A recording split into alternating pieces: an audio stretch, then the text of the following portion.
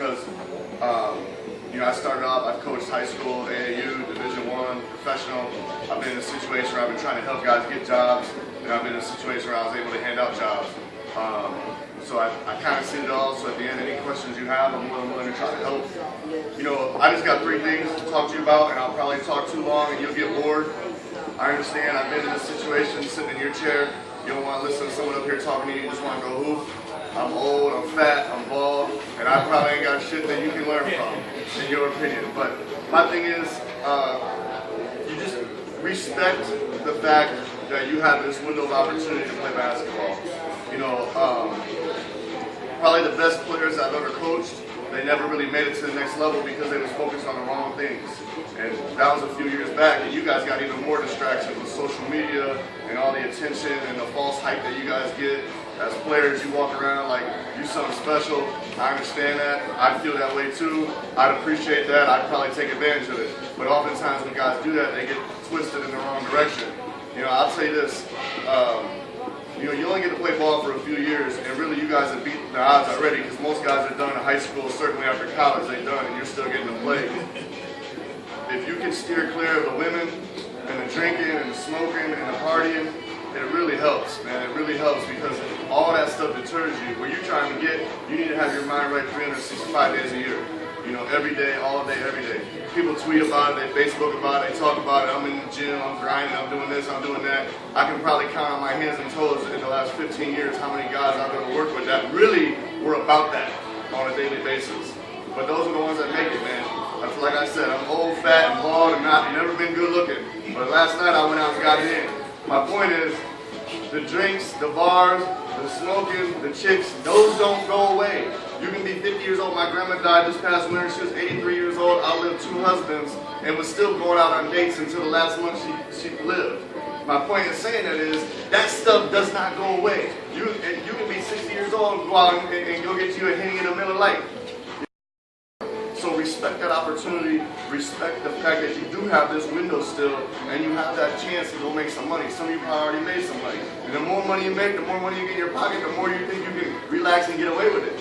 But I'm telling you, man, that if you can steer clear and stay focused on this opportunity, and if you really love the game and appreciate that, you're going to turn it into something even bigger and better. And I know, you know, you say, oh yeah, that sounds right. And then tonight I'll probably run into you somewhere. You know what I mean? And that's cool. But the more that you can focus on benefiting in these 3 to 5 to 7 years that you still get a chance to hoop, the more you're going to get out of it. The more you put in, the more you get back. That's just the way it is, man. Like, a lot of guys talk about it, but they don't really ever fully give them whole self to it. So I would encourage you to do that. The other thing, these events are tough because you all paid your money. You know, it's out of the pocket. You're all trying to get to the next level. You're all trying to show out. But at the end of the day, the people who play the right way, play together, share the ball, play to win, those are what guys are looking for, man. Those are what guys are looking for. Like, you look at Gerald Green. He was in the D-League 2 years ago. He was a 6th man. He averaged like 9 points a game in 20 minutes. He signed for $13 million because his team won a championship. He played the right way. He did the right thing. You come out here, I was watching just yesterday, him, not Charlotte, Toronto, the young guy from Toronto, he scored 28 points, they lost by 30. And he's up in the crowd signing autographs, so like, he ain't gonna get signed. People want to be around people that play the right way, that win, that make the right play, that share the ball, because that's what we're looking for. And you got to think about it. If you're a coach, if you're a GM, you want to go, yeah, okay, it looks good when someone gets buckets, but when they lose, they lose. And that's if you're a loser, you're always going to be a loser. There's some dudes that have that label. They've lost their whole life. They lost in college, but they put up stats. They lost when they get signed, they put up stats. People don't want guys like that. You got to play the right way, man. You got to play. And I know it's hard because you put your whatever this thing costs, 3, 4, 200. I don't know how much it costs, but it's still money out your pocket. And half you guys probably didn't have the money to put out. I've been there, but I'm telling you, if you play the right way, your team wins, you do the right thing. That's more impressive than a guy who's out just trying to show out, jacking shots. And, I mean, it looks bad. And you look at yourself. If you were a coach, or if you were a GM, or you were one of these scouts, what you'd be looking for is your teammate. You know you guys have played long enough. You know what's right, what's wrong, and it's a very fine line because you gotta be impressive. You gotta get noticed. You gotta play the right way. The last thing I'll talk about is if you haven't been overseas yet, or when you do get that opportunity, understand every scout, GM, coach, manager that I've ever dealt with, they all understand that for our team to be good, our Americans got to be good. The foreign teams that have the best Americans typically have the best teams. That's just the way it is. But at the same time, you got to fit in, man. You got to get over there. They got to like you. And there's so many. I've seen so many kids that get over there, young men, and you come over there with a chip on their shoulder. I'm the best player. I'm an American. You're gonna be the best player. That's why they bring in Americans. You're gonna be one of the 2 best players. Okay? But you gotta understand, if those dudes don't like you, they're gonna blackball you. You're gonna be out. You can be the best player. You can lead the league in stats. You gotta do all the little BS that they want you to do, all the little stuff in the community, because all those teams are about making money too. You gotta be marketable. You gotta be a good dude. Some countries they speak English, some countries they don't. But when you get over there, it don't matter, because you're gonna think you're the best player. You're gonna be the best player. You gotta go out of your way to make them dudes like you. You gotta go out of your way to fit in, because as soon as they don't like you, they feel threatened, and it's 12 against 2. It's gonna be 12 against 2. Guess who's gonna lose? They don't owe you nothing. You sign a contract, all they gotta do is give you a plane ticket home. I mean, this ain't college where you're guaranteed that whole year. All they gotta do is give you a handshake and a plane ticket home, and they will do that, even if you're the best player, because they'll bring in someone else. Those dudes, because they're all about, I mean, you know, those guys practice year-round. A lot of times, some of the countries, the foreigners will practice 2-3 times a day. They only make the Americans practice once. You get to go home, they still staying in the gym. So they got a chip on their shoulder, like, they spoiled Americans. That's what it is. You got to fit in. They got to like you. You got to go out your way. The guys who really stick and they turn it into 8, 9, 10, 12-year deal is because they fit in. The dudes like them. They go out their way. They spend time with them. They hang out with them. They go to dinner with them. And then if you're really smart, you marry a native and get citizenship and get paid double. If you're really smart. But that's the really the 3 things I want to leave you with. Respect your opportunity, because it'll end quick. It'll end quicker than you think. You all think you have to play forever. You all think, blah, blah, blah. I've been there, I've done that. But it ends. It ends. So respect the opportunity. If this is truly what you're trying to do as a job, I don't know if you guys ever seen, what's the light-skinned brother's name that coaches in the NFL? Herm Edwards. Herm Edwards, when he was talking to the Players Association, and this really hit home for me because it's true. In AAU, high school, college, people recruit you, people chasing you, people want you to play with them. Now it's flipped. Now you chasing it. You chasing that dollar. And at the end of the day, it looks like most of you guys are between 19 and 25 years old. You going in there, some of you may have kids, some of you may have a wife or whatever. You going in there and trying to take a grown man's job. This ain't no AAU game no more where you lose, you get to play again at 3. You going in there trying to take money out of a grown man's pocket. You're trying to take away a grown man's livelihood. It's a business, and you gotta respect that. And if you staying out to 3, 4, 5 in the morning like I did last night, that's hard to do. That's hard to do. You gotta understand, you're trying to take food off someone's kid's table. And it ain't, it's a game, we play it because we love it, but at the point where you guys are right now, it's a whole nother level. It's a whole nother level. It's crucial, because you don't think about it like this, because you're gonna be so jacked up when you sign a contract, when you make a team. But remember that I told you this. At whatever point you sign with that team, someone else lost their job. So that means you had to take someone out their job. You don't see that picture of it, but it's like you walking into IBM and saying, "Get up out your desk, I just took your job." That's what happens when you guys have that opportunity to sign that contract. You just took a grown man's job. You just took money out of his pocket, food out of his wife's plate, clothes off that kid's back. You gotta understand that. You gotta respect that process. If you guys are trying to go take another grown man's job, then you gotta treat it like that on a daily basis. You gotta put it in like that. Because as soon as you get slipping, guess what's gonna happen? Sorry about that. Guess what's gonna happen? Someone else gonna be signing that contract, you'll be on that plane home. So respect it like that, because I didn't understand that. I didn't understand when I was young. I was just happy to be playing. I was happy, I got $500. I was like, woo, I was happy to just get any money. So respect that, respect the opportunity, because it won't last long. Get everything you can out of it. Make them dudes like you, make the people in the community like you. Go out your way to be as personable and outgoing and just relish it, because you could be there a day, you could be there 10 years. But every day you're there, you gotta act like you want to stay there tomorrow. Because as soon as you start slipping, I'm telling you, there's 20 of these camps going on in Vegas right now with kids sitting in a room just like this. They all trying to get paid. So, do your work. And then tomorrow and Tuesday, play together, man. Share the ball, make the right play, make the smart basketball play, and play to win. If you go 0 for 3 or however many games they play, 0 for 5, that's a problem. That's a problem. And you can blame it on my coach sucked. I'll be one of them. You can blame it on me. You can blame it on my teammate, my point guard didn't share the ball. But at the end of the day, if you a pro, if you deserve to get paid, you can find a way for your team to win a game. But I see it all the time. You go to these guys, oh yeah, I need to get paid, I get buckets, I get buckets, their team don't ever win. That's a problem, even if it's just a camp. This game is about winning and losing, period. They tell you what they want. It's about winning and losing. You win or you lose. There's no gray area. There's no I played well, I got 25. You win or you lose. And it's the same thing at the next level. They fired the guy from the Clippers, won 57 games, most games they ever won in the history of the program. They fired him. It's about winning and losing, period. So you can say if I paid my $300-400, I went and got 20 points, you better win.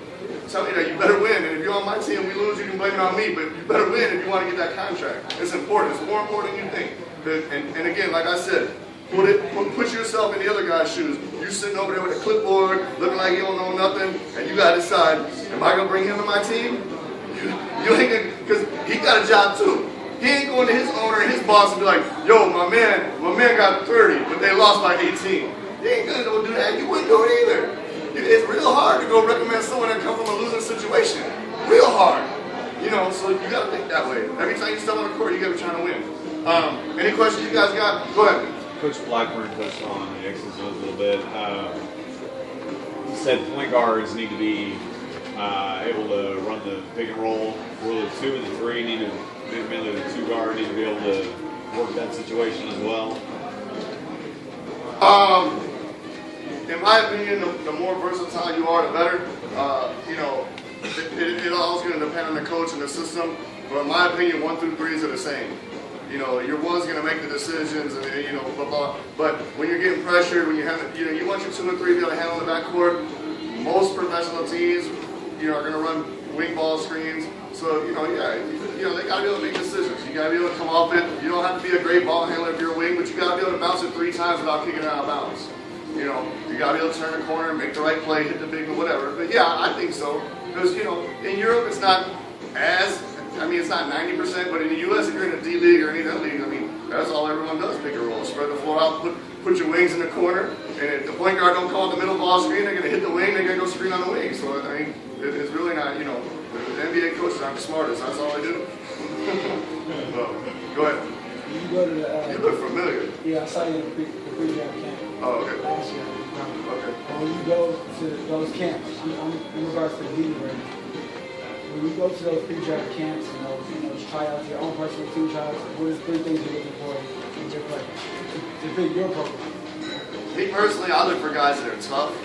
The guys that to be honest, when you go to those camps, most of the time, unless it's really rare, you're looking for a guy to be 8th, 9th, 10th on your team. So I'm looking for a guy who brings something to the table that no one doesn't. So they either got to be really tough, they got to rebound at a high level, or they got to be a defensive stopper. Because if you're a guy that just goes and gets it like that, you're probably not one of them tryouts, to be honest. But so that's what I look for. People always look for a different thing. The 2 things that there's the biggest shortage of is point guards who know how to get guys shots. You got point guards that can get to the basket, you got point guards that can get to score. But I had the #1 player in the D League last year. His name is Andrew Godlock. He was with the Lakers. He averaged 25 points a game, but he's 6 foot and he can't make anyone else better. And he knows that. So it's like I said this to his face. I saw him. He's playing with the Bulls right now. He can score 25, but he can't make no one else better. And there's so many guys at the NBA level that can score, but they can't get themselves shots. So, as a point guard who can get other guys shots and make plays, and score at the end of the shot clock, sure. But they're looking for point guards that can get that paint and spray it out and make the right play. And then the second thing is guys who really rebound at a high level on both ends of the floor. If you can average 4 offensive rebounds a game, you consider it a motherfucker. And that don't seem like a lot, but there ain't many people that get 4 offensive rebounds a game. So those are the 2 things that were the biggest shortages in the D League and the NBA last year. High-end offensive rebounders and point guards that make other guys better. Me personally, I look for guys who bring something to the table that you don't have. If you already got a pro team, you got guys that can score. So I look for a defensive stopper. I look for a guy that's tough as hell. I look for guys that have a chip on their shoulder that come in. I always say dudes that are hungry, that are starving, that are thirsty. But I truly believe that. I want to see a guy that look like he's homeless.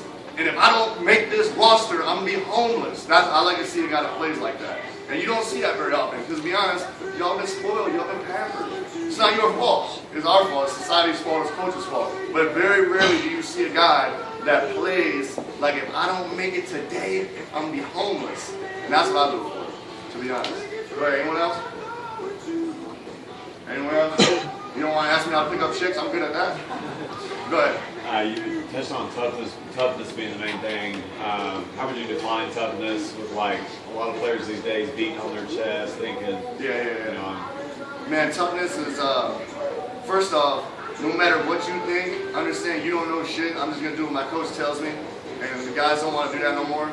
Guys don't want to be coached. Guys don't want to be yelled at. I don't want to be yelled at. You don't want to be yelled at. But toughness is a guy that says, I may not agree. I may not like it. There's a lot of different ways to skin a cat. There's a lot of different ways to play basketball. There's a lot of different ways to coach basketball. But if that's what this guy's asked me to do, I'm going to do it every time I get here. To me, that's extremely tough. That's a tough thing to do. You got to have the right mindset. You got to have the right mentality.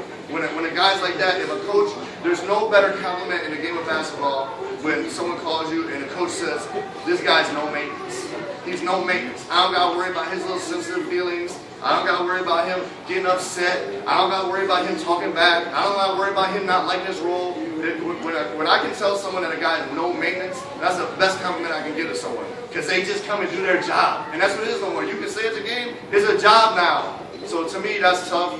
Guys don't sacrifice their body, take charges, dive on the floor, loose balls, set good screens, trail and fight through screens, not get clipped. Remember, I mean, it's amazing how many times you watch, and if you ever sit behind the bench and you just watch what the coach calls up at timeouts, I say there's about a 15% success rate when they come out of timeouts.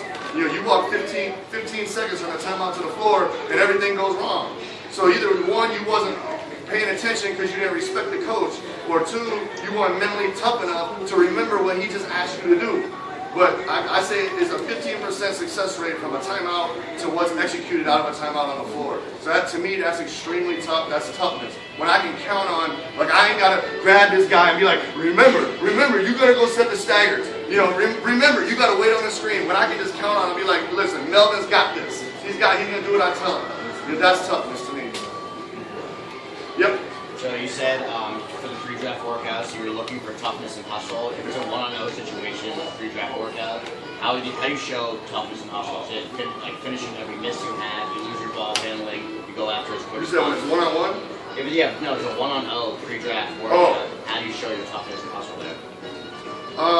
That's tough. That's tough.